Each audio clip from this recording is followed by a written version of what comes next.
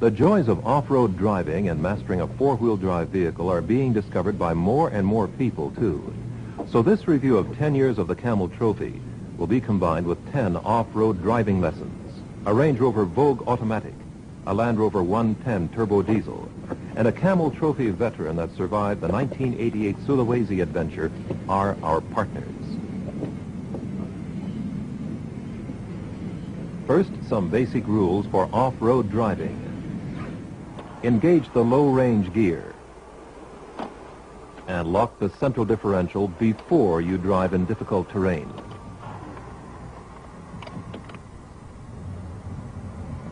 Always use the pedals extremely sensitively, avoiding abrupt movements. Brake only when absolutely necessary. Use the clutch only when stopping or changing gear, not forgetting to take your foot completely away from the clutch pedal again, so that you don't depress it inadvertently when the going gets rough, and then lose control of the vehicle. Hold the steering wheel in both hands, but don't put your thumbs inside, or driving over a pothole could be very painful.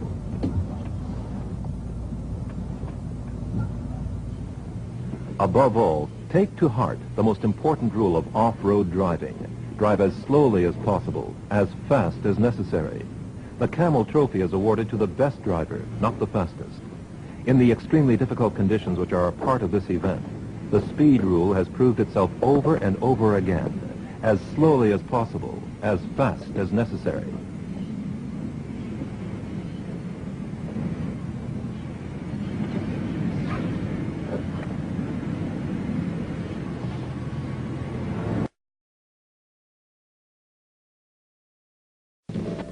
If you should ever find yourself in the position of having to drive through a wood or heavy undergrowth where there is no road, it's always worth taking the trouble to check out the terrain beforehand, to find the route which will do least damage to vehicle and nature.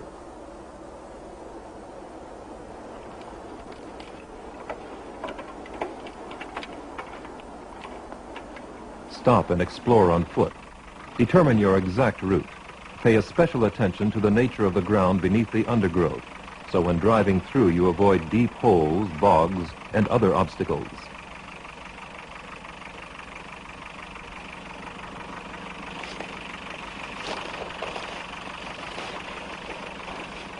Select the gear which is most appropriate for the type of ground and its inclination, and drive as slowly and as smoothly as possible into the critical area.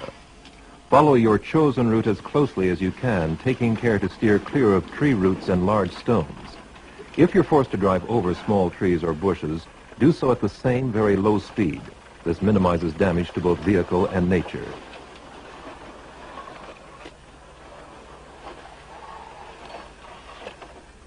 Especially important, if you have to drive over an obstacle and you're driving a Land or a Range Rover, try to keep the obstacle on the left side of the vehicle because there is slightly more ground clearance than on the right, where the differential is located.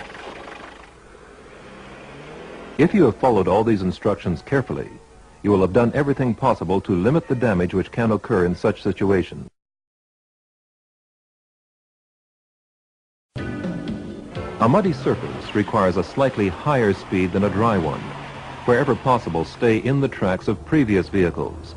Try to avoid steering into any slight slides in order to correct them, because the vehicle will normally stay on course, despite a certain amount of side slippage.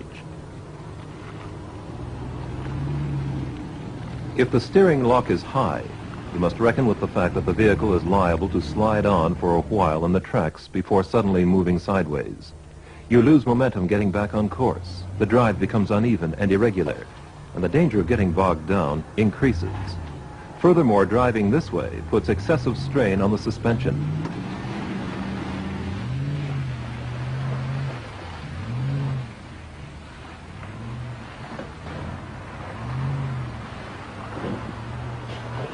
On the other hand, if you steer lightly through the mud at constant speed, you will discover that the only effect on the vehicle is a mud bath, easily removable by a good wash.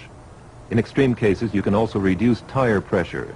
This will improve the flex characteristics of the tires and hence their self-cleaning ability. Traction will be improved and the tendency to sink into the mud reduced.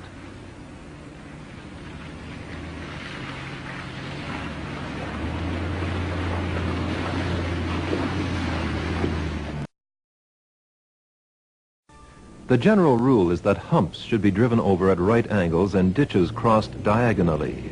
This ensures the best possible coordination between axles, springs, and transmission. Here again, the rule is do everything as slowly as possible. Channels and gullies should be negotiated in such a way as to keep the vehicle level. The individual stages. Approach the hump vertically so that the wheels stay on the ground. Then turn to the right and cross the ditch diagonally.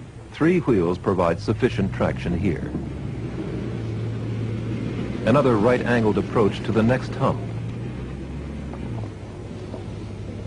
And then on the level again, drive slowly along a gully. There's room for a complete camera team underneath. The whole thing again together. Hump at right angles.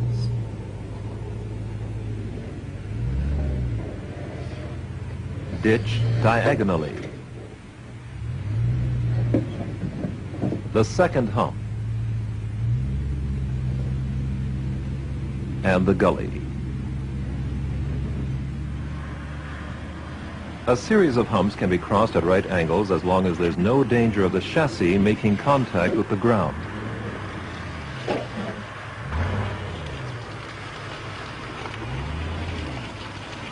And that can happen a lot quicker than one might think. Note how, with the camera in exactly the same position, this part can be negotiated at an angle without any problem.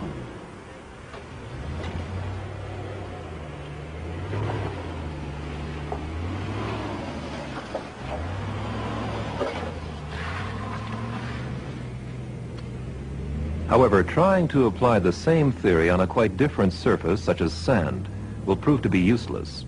A sand dune like this, for example, cannot be conquered by driving at right angles or diagonally, and certainly not by driving slowly.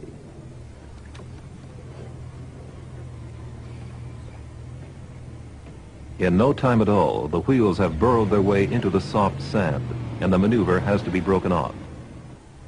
So far, we've been using the first part of the speed rule, drive as slowly as possible. But now it's time to apply the second part, drive as fast as necessary. Then it can be done. Under normal circumstances, you will not come near this point of no return. A natural internal sense of balance will prevent you from coming too close to the turnover point, let alone from going beyond it. However, you must pay very careful attention to the road surface and avoid any parts where the vehicle could slide. Where lateral clearance is tight, it's not enough to stop the vehicle from slipping sideways. If the direction of inclination changes from one side to the other, the highest point on the vehicle can swing over a very long way. You must learn to anticipate such a situation in good time and allow for it. If the surface is slippery as well, whether frozen or soft, muddy or sandy, both factors, the risk of slipping and the increased list, have to be allowed for. A wide gap in which you could normally park without any trouble suddenly becomes very narrow indeed. At the top, there's plenty of room, but at the bottom, there's not enough space to maneuver.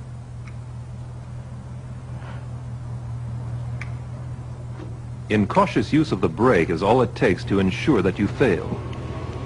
Don't be too proud to admit such a mistake early enough to start again from the beginning, before you get stuck.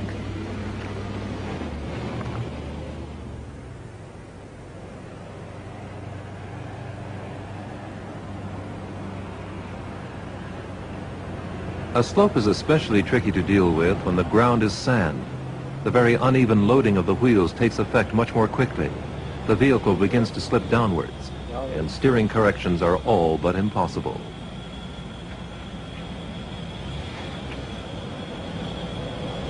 And then you may not be able to save the situation by reversing.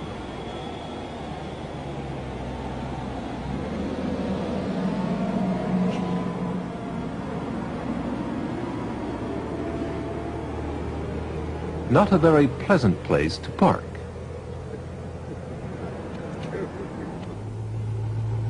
Always think twice before attempting to cross an area which is likely to involve extreme vehicle inclination.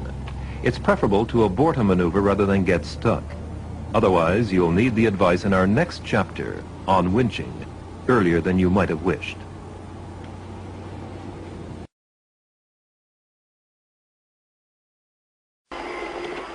If your off-road vehicle is equipped with a winch, you can do all sorts of things. But hauling tree trunks is not likely to be one of them. So let's concentrate on using the winch for rescue work. When running it out, keep the winch cable under tension so that it doesn't get tangled. Position your vehicle as far as possible in the direction from which you wish to pull the damaged vehicle, and make sure the cable is attached to it at the right point. Steer the vehicle being rescued so that it always points straight at the winch. Keep checking that the cable is being wound up cleanly, but don't get too close. A snapped cable can cause nasty injuries.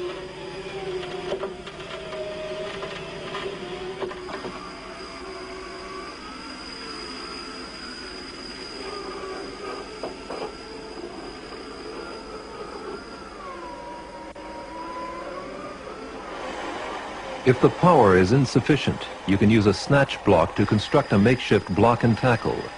This simple expedient has the effect of doubling the power of your winch.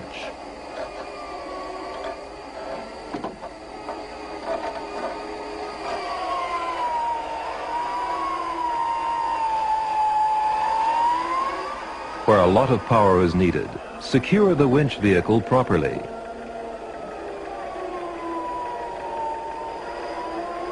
And one cannot stress this point too much. Keep well away from the cable, especially when a lot of power is required. If a firm anchor point is available, you can also get yourself out of a tricky situation. Like Baron Munchausen, who claimed to be able to lift himself by his own hair, you can literally pull yourself out of trouble. If at all possible, reinforce the winching effect by using the engine, and try to find someone to keep an eye on the cable as it winds up.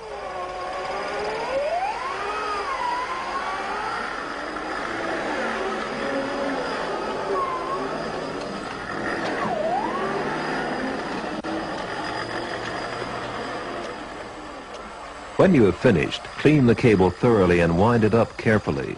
Always use suitable heavy-duty gloves because hairline cracks in the steel cable can cause unpleasant hand injuries. By looking after the cable in this way, you will ensure that it is always ready to deal with a sudden emergency, like the predicament into which our camera team have managed to get themselves.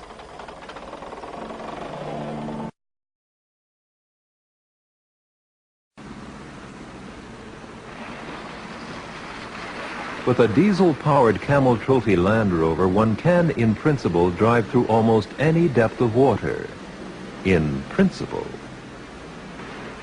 The essential requirement is that one can get out the other side.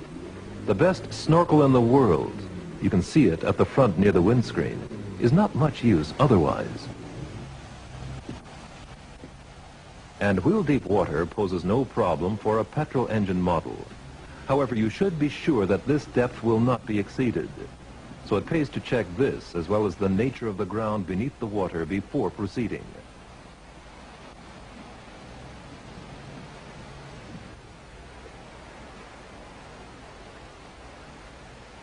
If you want to go any deeper than this, you will need to prepare your Land or Range Rover accordingly. Screwed into a threaded dummy hole in the timing chain housing, you will find a plug.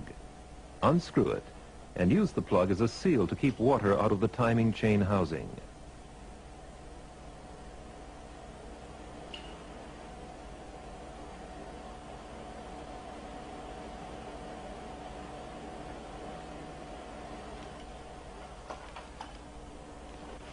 You will find a discharge plug in the tool roll.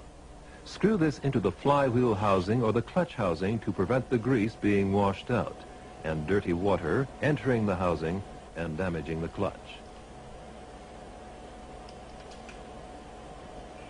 Finally, loosen the fan belt to avoid the extra resistance generated by a submerged fan. Now you can go in above the wheels, but no further than headlight depth. And if you adjust your speed until there is a trough behind the bow wave, the ignition system and the air filter will stay dry.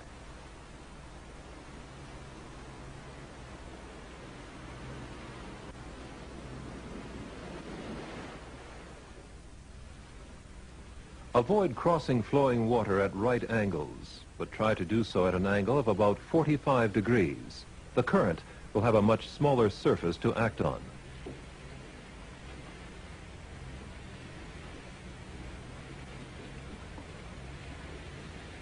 Here, too, you must pay attention to the nature of the ground beneath the water and adapt your speed accordingly.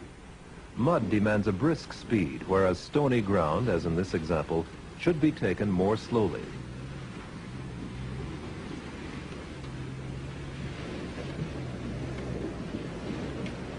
After taking your bath, don't forget to retighten the fan belt and open the plugged holes again.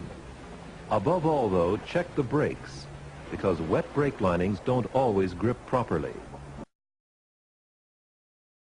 Driving on a level surface across virgin sand looks easy enough, inviting even.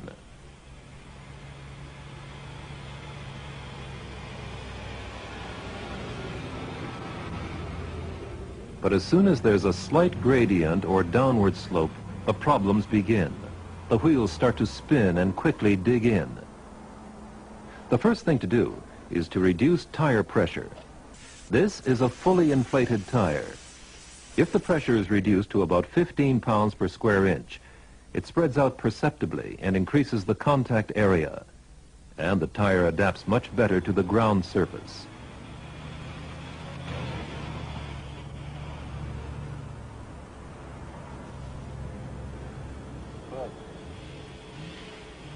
Even with reduced tire pressure, driving in sand is still tricky.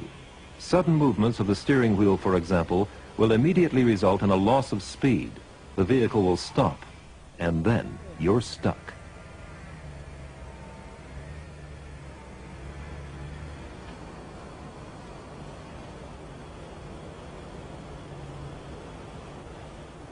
In this case, the steady and not too low speed that is recommended for driving in sand proves unsuccessful, as was demonstrated in the lesson on incline driving.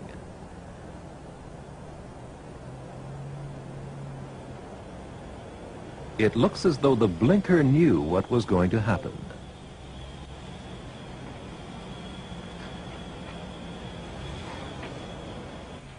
When driving in sand, at all costs, try to prevent the vehicle from coming to a standstill. Have the courage to reduce the steering lock if a slip should start to develop, and work with sensitive feet and not too much throttle. Then you might make it. Just.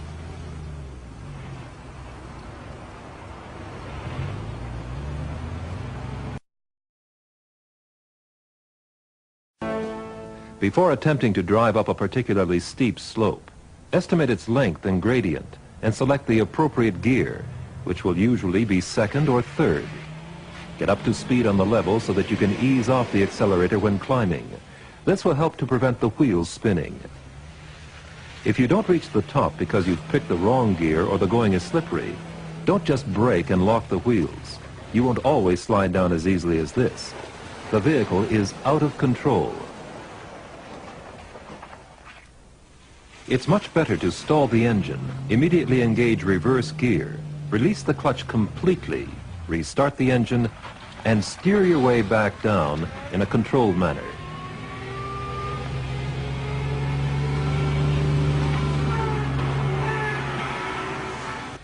If you're successful on the next attempt, avoid driving over the summit too quickly. You don't know what might be waiting for you.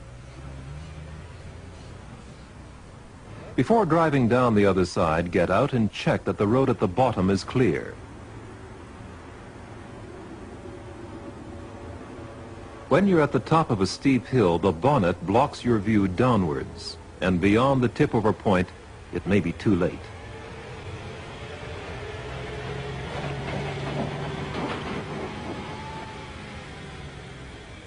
After making your check, always engage first gear and roll slowly down to the bottom without braking. It may even be necessary to use the accelerator to avoid slipping, but never the brake. If you need to negotiate a bend on a steep incline, simply combine the two components. You drive up as fast as necessary.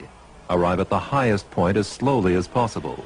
Change down into first gear and roll down to the bottom without braking.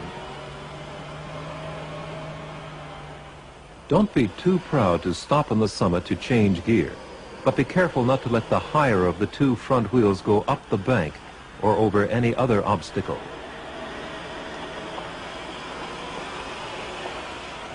This is the only thing that could be dangerous at the highest point, because when the vehicle is at such an extreme angle, a stone is all that's necessary to shift the center of gravity enough for you to turn over.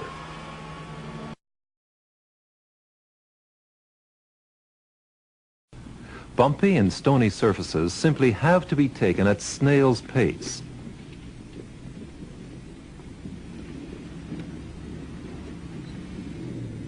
Suspension and springs are built to take it, but not if you have a heavy foot.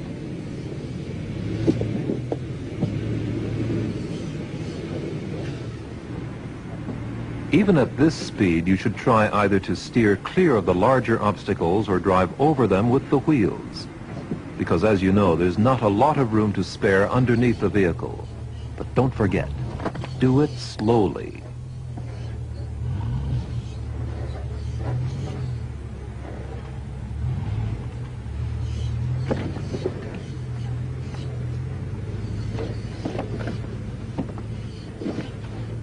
And here, too, you should take the path of least resistance, in the interests of both vehicle and environment. It's no use knocking your head against a wall. Gentle, slow, and smooth driving is called for here.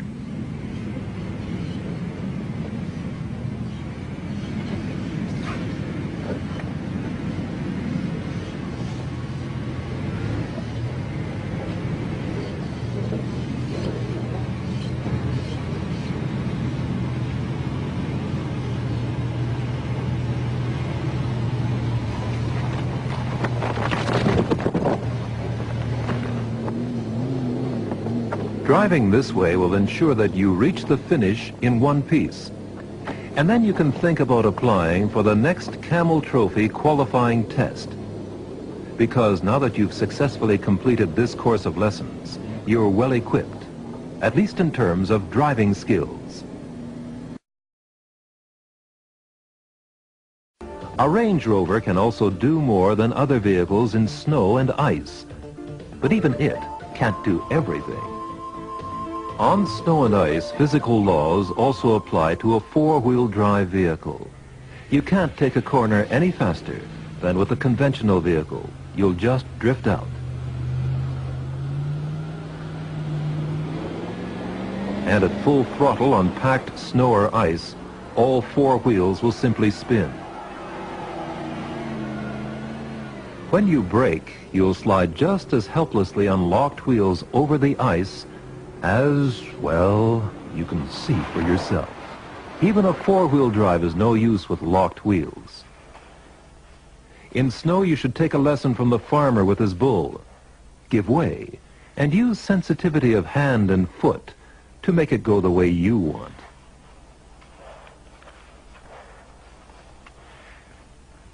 For example, when driving uphill, use minimum throttle in the highest gear possible. And don't drive too fast, but at a speed that enables you to negotiate corners without skidding. Whatever you do, don't accelerate away from the corner too sharply. It doesn't take much to develop wheel spin, and then you're in trouble. Keep your foot off the brake when driving downhill, but if you can't avoid it and you start to slide, release the brake immediately and try to bring the vehicle under control by steering carefully and pumping the brake.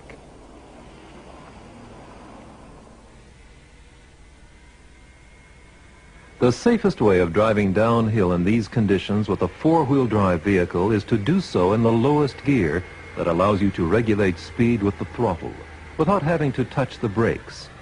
And the same applies to taking downhill corners as when driving uphill. Because of their high center of gravity, off-road vehicles are particularly liable to slide.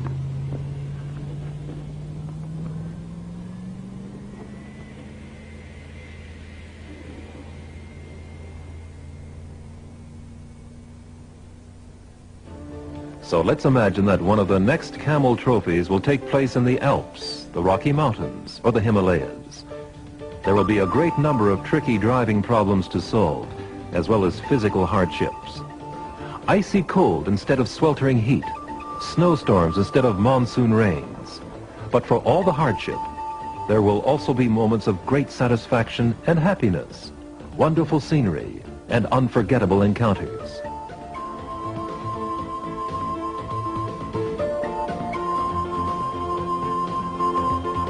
And maybe there'll be a special test involving crossing an expanse of flat snow, where a four-wheel drive vehicle will have less trouble than a conventional vehicle, but where it's very important to judge the snow depth correctly, to choose the correct route, and to use the correct speed.